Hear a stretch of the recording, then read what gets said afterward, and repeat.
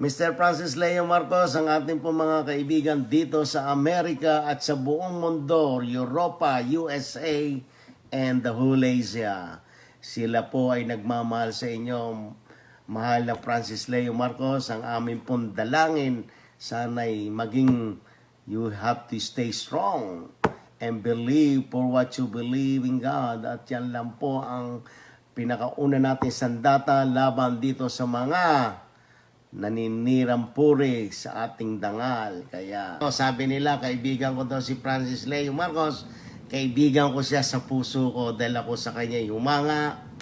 Isa siyang tao, makatao, marunong tumingin sa kanyang kapwa-tao. Dahil walang Leo Marcos. Kami mag-asawa, ulit pa iyak ka nung first time malaman namin na dinala na siya sa NBI. Oh. Eh, talagang medyo masakit sa loob ng isang taong labis tumutulong, walang ibang hangarin kundi ang tumulong sa kapwa namin nag-ikaw sa kahirapan. Yes, sir. Tapos, wala po akong problema dyan sa kanyang pagtulong. Ako po sa kanya humahanga at kung anuman ang kanyang kasalanan, kanyang pagbabayaran kapag yan ay napatunayan. Yun po ang aking ipinaglalaban. Patunayan muna bago mo husgahan. At kung wala hindi... naman sila magpapatunayan eh. Besides sa court is beyond reasonable doubt. Paano magkaroon ng beyond reasonable doubt eh? Talagang Hindi pa po natin mapapatunayan yan dahil wala pa pong idineklara ang husgado. Sabihin na 50% plus 1, medyo baka sakali. Pero yung beyond reasonable doubt, yung ano lang, yung babae lang yung ex-wife na sabi niya, yung si Norman Mangusin ng asawa niya. Yes po. Ang pagkakaalam ko natin, manabanggit si Ephraim na 17 years old siya nagiging Fred, let me tell you something. You cannot file a case against the Norman Mangusin with Francis Leo Marcos. Francis Leo Marcos is Francis Leo Marcos. Bago ka makapagkaso sa isang mangusin ay mapatunayan muna yung kanyang tunay na pangalan kung yan ay katotohanan. Kung wala ka na patunayan na isang katotohanan, ang tawag dyan ay isang katibayan. At kung wala ka na patunayan sa isang katibayan, ang kaso ay binabasura lamang. Guys, ayaw kong sabihin sa inyo na paniwalaan siya, paniwalaan kami. But look at how she speak and everything. Very spontaneous, diretso-diretso. Hindi ito naglaking Pilipinas, Australian ito, Phil Australian. Bata pa siya, teenager siya, nasa Australia na siya. So, wala siyang kamuwang-muwang na. Tapos, can you tell me sa mga pangyayari, bakit hindi natuloy yung foundation, natuloy at saka hindi sinuportahan siya sa mga board of directors ninyo at nag-resign ka as a treasurer? Can you tell me that? Okay, so firstly, I was actually appointed as a secretary, and the thing was because I have established businesses here in Australia. I know a little bit about how to do those things, to register. I did everything properly, and to a point where I could feel and I could see and observe that he was starting to get really agitated because it's taking too long. Okay. You know, and he didn't realize that there is a process, you know, when you're doing a foundation. And one thing that we kept arguing, and this is what people didn't know, that behind the scene, when there's just him and I, we didn't talk. And that's why I felt like, yeah, we didn't talk at all. Like, I thought to myself, is he building a relationship with me, or he's just interested in just the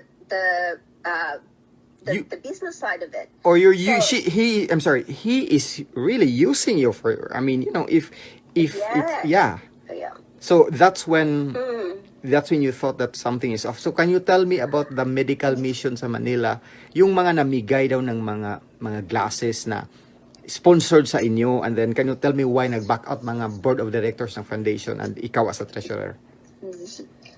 That happened after we have terminated the the board of directors or board members, as well as closed all the accounts as well as the registration. So we have terminated that since the foundation on August, I can't remember the date, but August 2017. They conducted an optical mission in Quezon City, QCPD.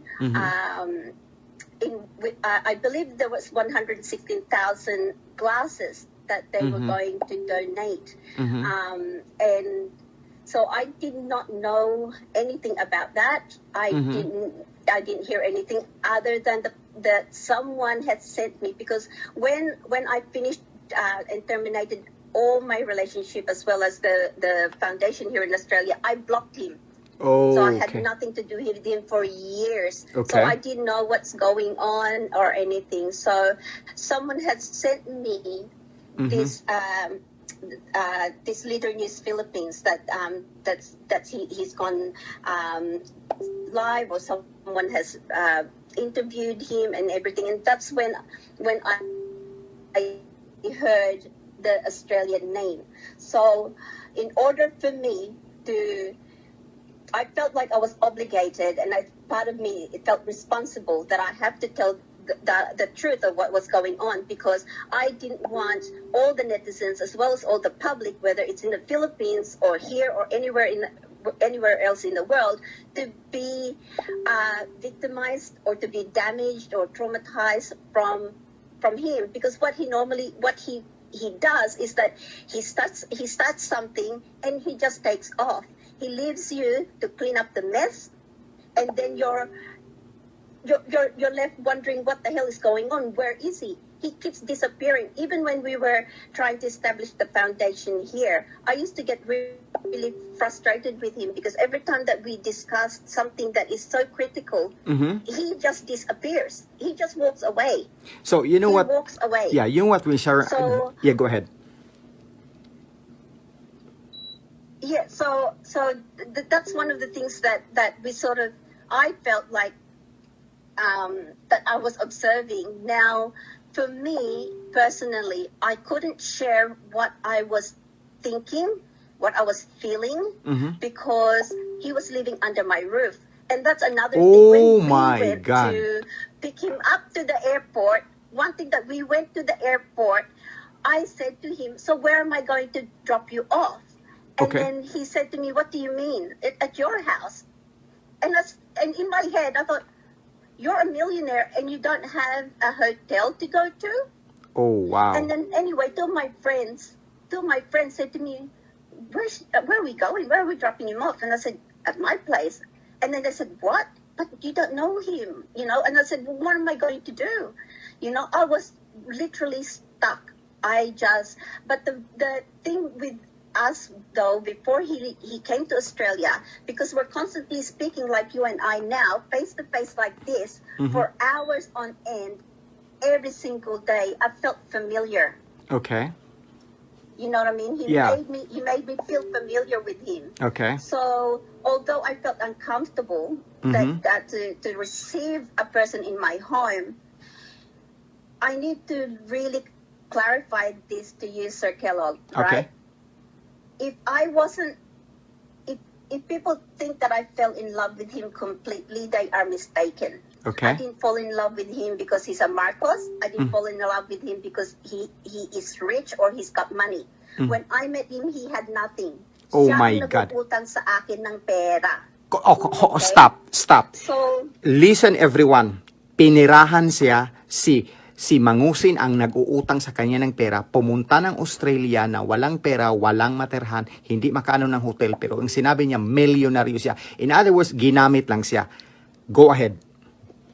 yes, yeah. So he started out asking small things, small favors. Like he said that his bank accounts were frozen and he can't even pay any of his electricity bill. Oh my God. I paid for one of his electricity bill. This is before he left Australia. He left for Australia of June. Okay. So, and then the next one was 3 electricity bills. Oh. So, unti-unti na nagbibigay ako ng pera. Okay, but here is the thing, na he is a clever person in a sense that he knows what he is doing. I used to say to him, what name do I put into the remittance slip? Right? And this is for educational purposes, Sir Kellogg's. Never ever, this is for the listeners out there, never ever ever send money to someone who you're talking to and put the name of someone else's. Now you don't know who they are, because if it comes to bayaran, okay, they'll turn around, wala akong utang sa'yo, give me yung receipt mo, and tapos iba pa ang pangalan ng nasa receipt mo. Yaan ang ginawa niya sa akin po. But He you have said all the one of his- paperworks and ipa-NBI mo rin yan, yung some- mga ano. Oo. Some? Yeah. So, the letter of demand. Yeah. I have some of the receipts, but not all. Because in the beginning, I sort of, sa akin kasi maliit lang. When I say maliit, it's like $300. not really like millions na, $400. yeah. No. So it's like the first one that I sent, I remember it's about 10 or 11,000 pesos to pay for his electricity. Okay. I said, what are you doing? I said, if you are a Marcos, you would not be doing something like this. I said, it is not becoming. Correct. I said, ikaw ang naghahabol ng gulo? Sabi ko, ikaw naghahabol ng gulo? Sabi ko, some people would want to have, or at least live a life peacefully. Pero ikaw, sabi ko, bakit naghahanap ka ng kaaway lagi? Correct. Oh. So if I may ask, yeah, go ahead. If I may ask, how did you learn that he is an imposter? He is not a Marcos and his real name is Norman Mangusin. How did you discover that? I really didn't discover it in a sense until I finished our relationship, because although there were people that were telling me before he came here, there's one person that came and nakita ko nga, sumabog yung Facebook before he came out. Sabi ko, sino itong si ano? Tapos, because it sounds like a troll account, right? Okay. So he said to me, forget about them. They're just one of those troll accounts that ano ba yun? What is it called in Basher, Tagalog it troll. Laging basher, laging nanggugulo lang yan. Sabi niya, he's been around for a while. Sabi niya, i-block mo siya. Sabi ko, ano sinasabi niya na ikaw ay Norman Mangusin? Oh my God. And this, oh wow. tawa siya ng tawa sa akin. And this is why, Sir Kellogg's, when I hear him laugh, my blood boils. Bakit? My blood boils because if you are to step back and you're talking about critical thinking, correct, psychologically there is hidden meanings behind his laughter. He's either trying to manipulate you. Precisely. He's trying to it's a defense mechanism, actually. Yes, it's a defense mechanism. Yeah. And a lot of meanings. Yeah, and sometimes when he gets nervous, he laughs. You know what I mean? Yeah, it's a defense mechanism. It Yeah. makes me feel uneasy. Yeah. So, Yeah, biro it makes me inyo feel very uneasy. sa mga saradong utak sa napaniwala ni Norman Mangusin aka Francis Leo Marcos, hindi madaling lumabas galing nasa ibang bansa ka hindi at magsalita kasi kukuyugin ng mga hindi nag-iisip na followers. Anong makukuha niya na mag-akusa siya, nasa Australia siya, na namumuhay siya ng mapayapa? Gusto lang niya na hindi kayo mapaniwala at magpakatanga. Right? So, if I may ask, maraming nagtatanong, bakit nagpa-Facebook? Bakit ka nagsasalita? Bakit ka nag-interview? I-file mo na yan, doon na sa NBI, ganito, ganyan. Can you tell them straightforward na ano yung statement mo at nandun na lahat? Yeah, can I just say something, Sir Yeah, Carlos, go ahead. if you wanted to be straightforward? Okay. Okay, it's none of their business. Correct. At the end of the day, I don't need to explain myself to anyone. Precisely. I don't measure my friends or or I don't measure my worth through my friends or how many likes I get or You or don't need thumbs up validation at or all. hearts that I get. That's right. I don't count my friends. I don't count my friends to how many friends I have or followers I have on Facebook. Correct. Okay, I do my best to be as private as possible. I grew up being taught to always follow the law. That's and right. fear God. That's right. That's right You know? on. Right on. So, and I've lived my life that way. I've instilled those to my That's children. right. That's right. If I don't follow my instinct, and people say sa akin na, like naloko ko, maybe I did, but again, life is about learning, Correct. right? And the only stupid people in this world is the ones that don't learn from their mistakes. They are the Tama ones ba, that are mali? resistance to learn. Even you are presented with a valid argument and logical But- evidences and analysis, but they still refuse because for whatever reason they are indoctrinated or they are just being numb or dumb or they are ashamed to rectify the wrong. And ito ang problema sa mga Pinoy.